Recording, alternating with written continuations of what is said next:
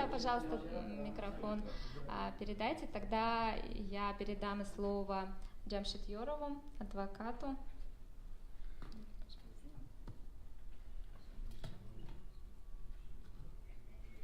Добрый вечер, уважаемые дамы и господа. Я вас всех приветствую.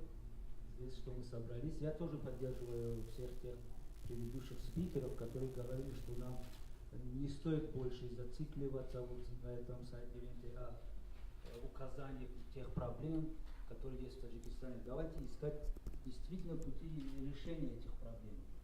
Может быть, есть у нас какие-то точки соприкосновения оппозиционных групп, например, или правительства. Без этого не может быть.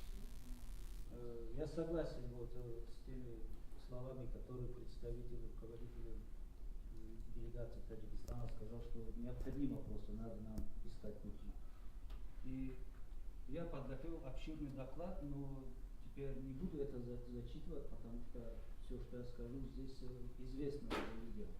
Просто я бы хотел на некоторых аспектах этих трех дел, которые более-менее известны, это дело о членах Высшего Совета партии Исламского Возрождения, о деле Зульмехри Йорова и о деле решений Верховного суда Таджикистана 29 сентября 2015 года, несколько слов сказать и обратить внимание таджикских властей на те аспекты, которые я укажу. Это есть и должны быть те точки соприкосновения, с которыми мы можем с ними посидеть, поговорить и обсудить. Например, начну с дела Махмадали Хаита и других членов Высшего Совета. В деле Махмадали Хаита было грубейшее нарушение процессуального порядка ареста Махмадали Хаита. Я об этом и в суде говорил, я об этом и писал, но никаких реакций со стороны властей и правоохранительных органов Таджикистана нет. Я имею в виду о материалах, которые находились в ходатайстве следователя, который ходатайствовал суд Душанбинского гарнизона об аресте Махмадали Хаита. А также это было, я заметил, уже потом в материалах дела Сайгмара Усайни. В материалах дела по аресту Махмадали Хаита, вместо того, чтобы в заключительной части ходатайства, где пишется прошение, кого нужно, необходимо изолировать от общества во время следствия в течение 2 месяцев, вместо имени Махмадали Хаита дважды приведен имя Рахматлуй Раджаб. Это свидетельствует о том, что ходатайство было написано в спешке. Так, далее в этом документе есть форма номер 1. Это форма номер 1, это форма, которая есть в паспортных столах. Свидетельствует, что этот человек есть, где живет. Форма номер 1 не Махмадали Хаита, а форма номер 1 Сайгмара Хусайни. Это, я как сейчас сказал, свидетельствует о скоропостижности, о ускоренном методе ведения следствия, который доказывает, который уже нам свидетельствует о том, что следствие было ведено ускоренными темпами, по заказу. Поэтому нужно обратить внимание на это. Мы считаем, что Махмадали Хаит в данное время находится незаконно задержан, потому что первый арест его незаконный, потому что уже процессуальный документ сам незаконный.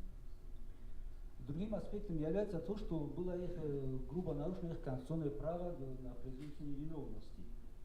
Еще до того, как решение суда от 6 июня появилось 2016 года, решением суда от 29 сентября 2015 года, они, как члены Высшего Совета партии Исламского Возрождения, уже де юре были признаны террористами и экстремистами, потому что их партия, которой они руководили, была признана террористической и экстремистской. Это тоже уже послужило типа давлением на дальнейший суд, который проходил в следственном изоляторе. И суду больше не было ничего делать. Другого выхода, как обвинить уже признанных террористов в терроризме, другого выхода им просто не было. Поэтому нужно обратить внимание на такие нарушения закона. Нужно сначала людей осудить за терроризм, а потом их организацию. На основе действий членов организации потом можно осудить человека, а потом можно осудить деятельность организации. Я здесь написал о пытках, например, о том, что сказали свидетели, об этом я не буду говорить, не буду повторяться.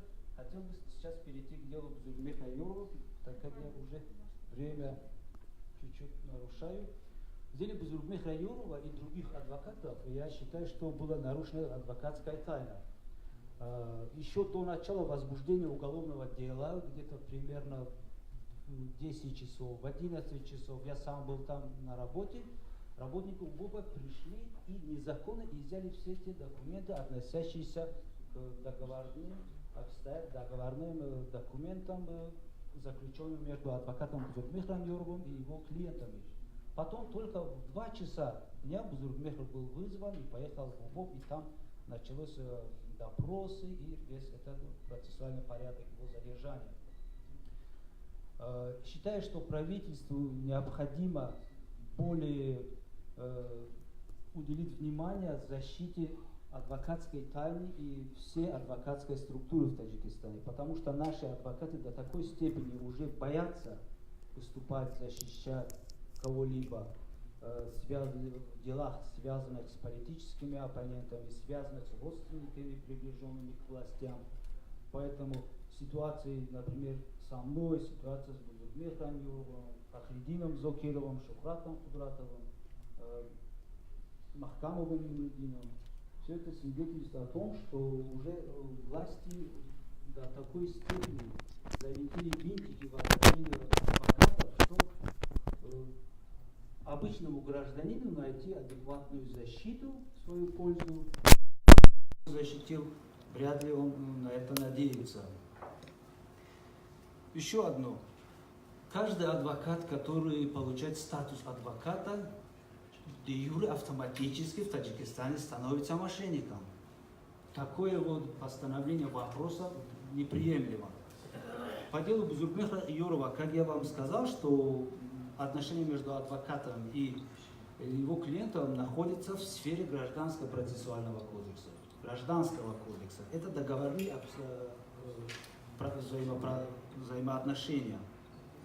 С Бузургмехом заключали на основе договора оказания юридических услуг договора клиента.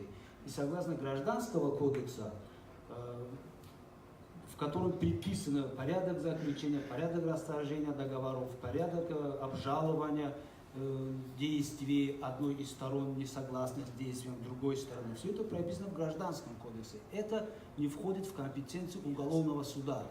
Адвокат не может заключать договор со своим клиентом и автоматически становиться мошенником.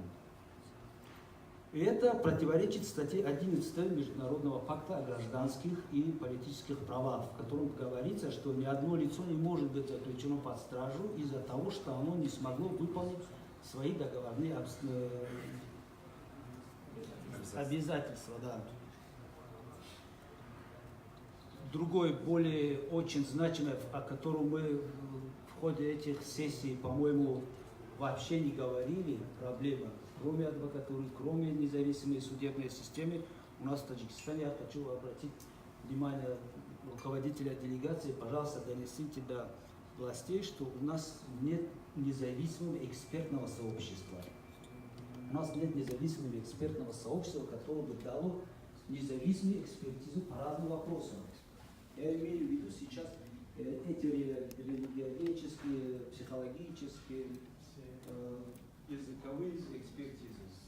Например, по делу Бузургмеха и Нуридина Махкамова, еще по материалам, которые были изданы из дома Нуридина Махкамова в Сардийской области, провели экспертизу в декабре 2015 года, которая дала заключение, что в этих материалах нет никаких призывов и указаний на насильственное свержение власти, на призывы к экстремистской деятельности, призывы к разжиганию разного там розни.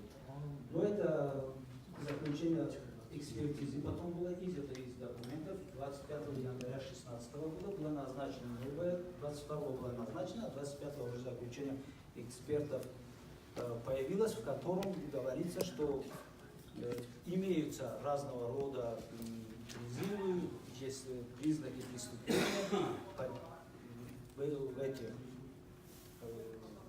публикациях, высказываниях Бузургмеха и Нуридина Махкамова.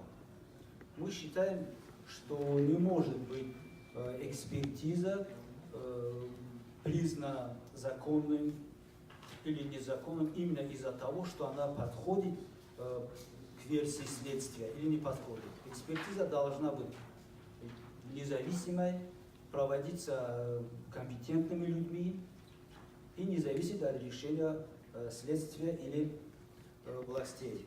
В данной же экспертизе, о которой я сказал, 25 января 2016 года, которую проводило 4 эксперта, есть подпись только 3 экспертов, что явно указывает на то, что данная экспертиза не может быть считаться как доказательство, и на основании этой экспертизы назначаться приговор кому-то бы не было. Поэтому необходимо каким-то образом, я не знаю, правительству обозначить именно тех людей, которые имеют уже право на проведение экспертизы. Так как есть судебно-медицинская экспертиза, должны быть и другие виды экспертизы, уже входящие в экспертную структуру Министерства юстиции. Не буду больше долго вас задерживать своим разговором, только скажу вот последнее мое слово о проблематичности закрытия партии Исламского Возрождения, которую я считаю, что была закрыта и признана экстремистской и террористической незаконно. Почему? Во-первых, в решении суда от 29 сентября 2015 года в конце говорится, что что копия решения направлена сторонам для обжалования или для обжалования. Но ни одной стороне этого дела, а сторонами является Генеральная прокуратура, которая подала в пользу Республики Таджикистан заявлением, и третьи стороны, которые никаких самостоятельных требований не предъявляли, но присоединились к заявлению Генеральной прокуратуры. Это одна сторона. А другая сторона партия Исламского Возрождения была, которая в то время, когда уже было принято это решение, и по истечении еще 30 дней после принятия этого решения, была законная партия в Таджикистане.